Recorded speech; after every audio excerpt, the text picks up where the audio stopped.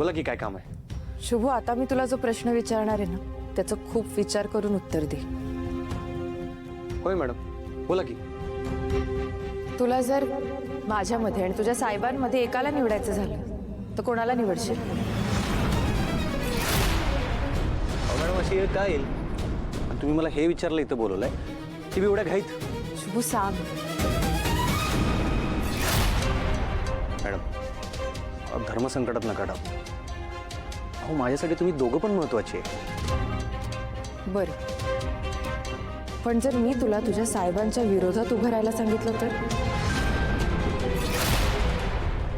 Madam अहो काय बोलालाय तुम्ही? आणि तुम्ही असं काय करणार आहे सा? ते बी साहेबांच्या विरोधात? आणि कशासाठी? यावर्षी मला होळी साजरी करायची. होळी? मॅडम या बंगल्यात होळी साजरी होत नाही, तुम्हाला माहिती आहे ना? साहेबांना रंगाची ॲलर्जी आहे. अहो त्याचा स्पर्श पण आवडत नाही त्यासनी.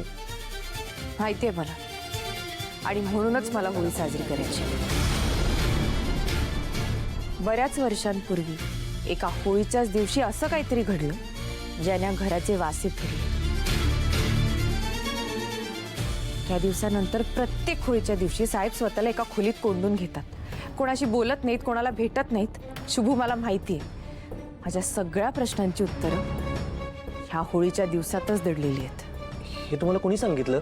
आणि साहेब कधीच कोणाला याविषयी सांगत नाहीत. हे महत्वाचं नाही शुभू, महत्वाचं हे आहे की मी सत्य शोधून काढण्यासाठी आता कुठल्याही थराला जाऊ शकते.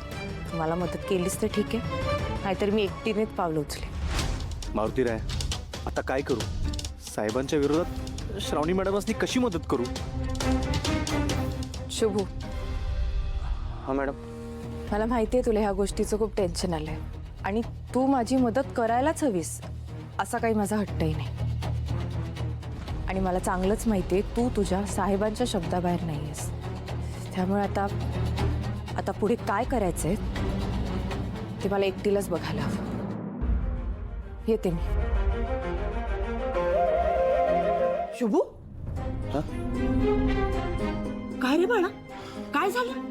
आज तुला होळीची सुट्टी आहे ना, तरी बी तू गेलास. शुभू, श्रावणीने एवढं घाईत का बोलवलं तुला? आई मी एका धर्मसंकटात अडकलोय. कसलं धर्मसंकट? तुला माहितच आहे ना, साहेबांच्या बंगल्यावर होळी साजरी होत नाही ते. होय. श्रावणी मॅडम म्हणाल्यात त्यासनी होळी साजरी करायची. काय? होळी? आणि त्यांचं म्हणणं आहे की मी त्यासनी साथ द्यावी.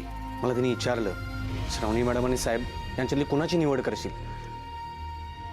मी काय सांगू त्यासनी? शुभू, तू साहेबांच्या बाजूनच राहा बाबा. काय त्यांचा लई विश्वास आहे तुझ्यावरती आणि त्यांच्यामुळे आपलं घर चालतं र. आई तुझं म्हणणं खरं आहे, पण श्रावणी मॅडम पण एकट्या पडल्यात ग. आणि साहेबांनी पण त्यांच्या प्रश्नांची उत्तरं दिलेली नाही आहेत. आणि त्यांचा तो अधिकार आहे प्रश्नांची उत्तर मिळवून घेणं.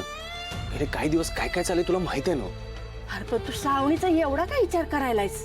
हा, हे बघ, ती लई मोठी लोक आहेत बाबा. हा त्यांच्यातला वाद आहे. तू साहेबांच्या सोबतच राहा.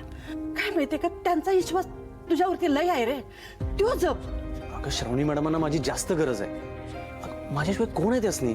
शुभू, आई आलोय. अरे पण जेवायला तर वाढते की तुला. जेवतो नंतर. काय हो, कसल्या गुत्त्यात अडकतोय शुभू? गेले 20-22 वर्ष त्या बंगल्यावरती होळी पेटली नाही आणि आता ती पोरगी काहीतरी हट्टाने करायली आहे. शुभू त्या श्रावणीला मदत तर करणार ना नव? नाही, असं काय बी व्हायला नग. आई अंबाबाई, माझ्या शुभूला चांगली बुद्धी दे बाई. तू आजच्या सगळ्या मीटिंग्स कॅन्सल कर. हो भैया. मला कुणीही भेटायला आलं, कितीही मोठा माणूस असला तरी पुढचे 2 दिवस मी कोणालाही भेटणार नाहीये. कितीही अर्जंट काम असलं तरीही. मी करतो भैया. विश्वंभर, हे तुझे कपडे. खरं तर मला खूप वाईट वाटतंय रे. असं सणाच्या दिवशी तू हे असे काळे कपडे घालून स्वतःला खोलीत कोंडून घेतोस ना. या तुझ्या हट्टापुढे मी काही करू शकत नाही आणि काही बोलूही शकत नाही. पण तू तरी काय करणार? तुझ्या आयुष्यातले सगळे रंगच उडालेत ना. तो विषय काढायची काही गरज नाहीये नंदाका. आजचा दिवस आणि होळीचे रंग सहन होत नाहीत मला. मला ॲलर्जी आहे त्याची. हो मला माहिती आहे आणि त्याचंच दुःख आहे. विश्वंभर मी तुला समजावून सांगू शकले नाही, पण तुझा मुद्दा मला पटलेला आहे.